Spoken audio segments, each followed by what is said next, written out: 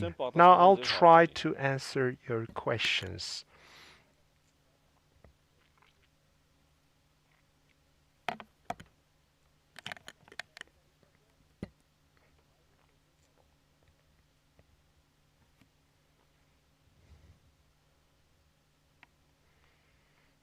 Panorama.am.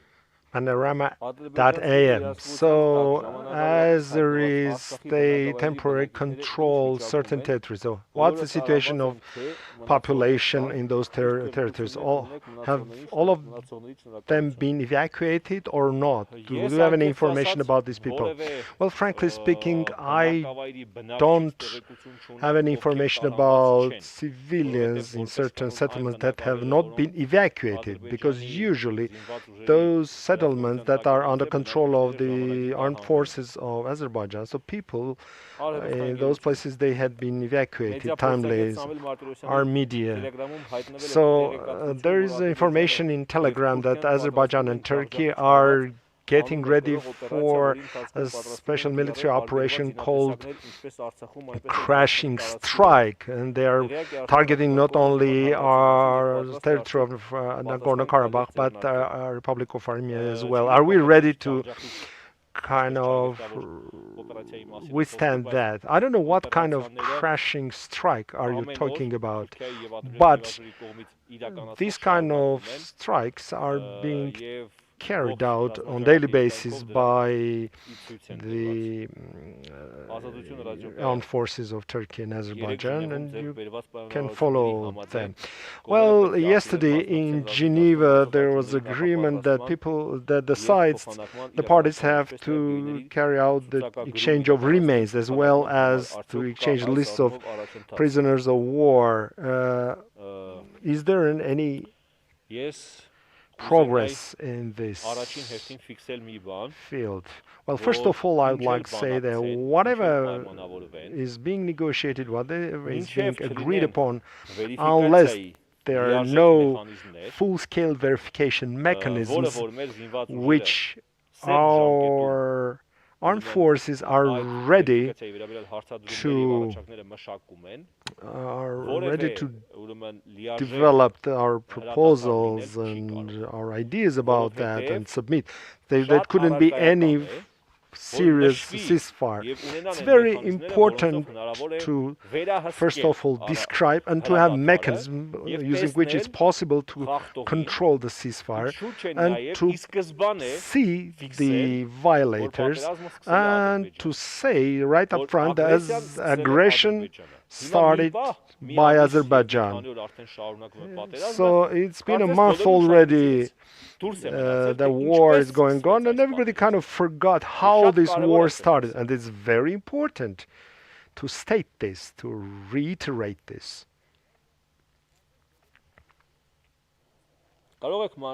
Could you please give details about the use of bombs with phosphorus applied by Azerbaijan? And are you going to send evidences to relevant international structures? As the Defense Army has reported, they are now examining the cases of this use of bombs with phosphorus. And when these materials will be ready, we'll submit them. But again, I would like to avail to this opportunity and say that this morning towards Stepanakert, during the day, during the town of Martuni, Azerbaijan has used artillery and air forces for bombarding the civilian population. I would like to draw everybody's attention at this fact, because the whole world watching us, and to say that Azerbaijan, in a very selective way, using absolutely precise weaponry, strikes at the civilian population. Yesterday I had the chance to separately mention the fact that very often old kind of weaponry that our Artsakh Defense Army may have some errors while using, and sometimes while striking legitimate objects in different settlements of Azerbaijan, it can, because of this error, and they can strike these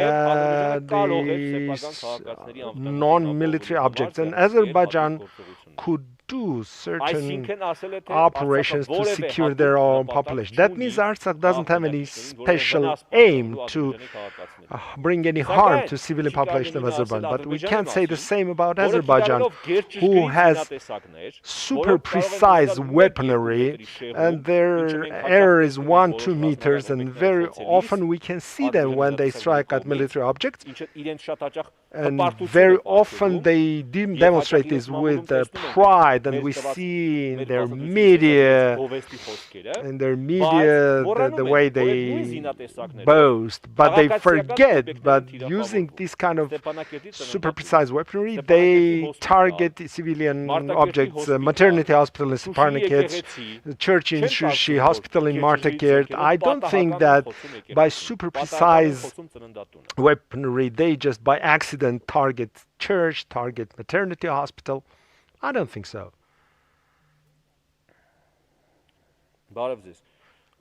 So Aravot.am, do you have information whether these bombs with phosphorus used by Azerbaijan? Well, this is the same question, we already spoke about this. Another question. Today, Azerbaijan officially said that the terrorist that is in prison in Armenia is not a real terrorist. It's an actor. It's a setup. It's a staged thing. Well, I would like to say Mr. Hikmet Agiev is still going to face very nice surprises. And as far as the use of terrorists, their presence and use of terrorists, and using them as consumables,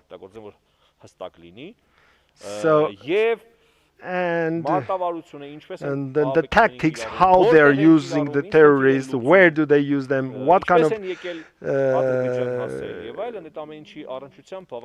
things they are going to reach, what kind of terrorists. And Mr. Agiev is going to face very nice surprises.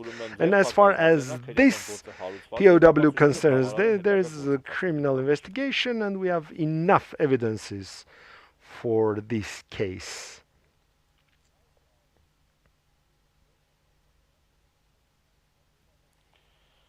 Again, the question about the ceasefire, when when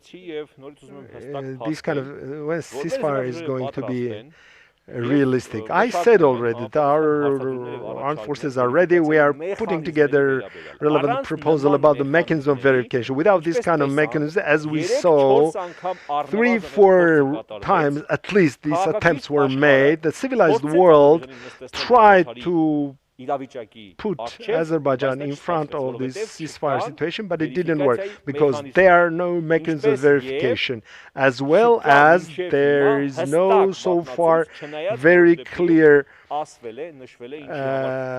qualification of the aggressor. But it was said few times, and we are really grateful to those people who correctly pointed at Azerbaijan as the aggressor. Azerbaijan carries out aggression against Armenians living in Artsakh. Without this clear qualification, definition of aggression, without a clear mechanism of verification of ceasefire, there will be no ceasefire. So this much, and if there are no further questions, let me check one more time. Thank you. Follow our Joint Information Center on our platform. Follow us 24 hours. Thank you.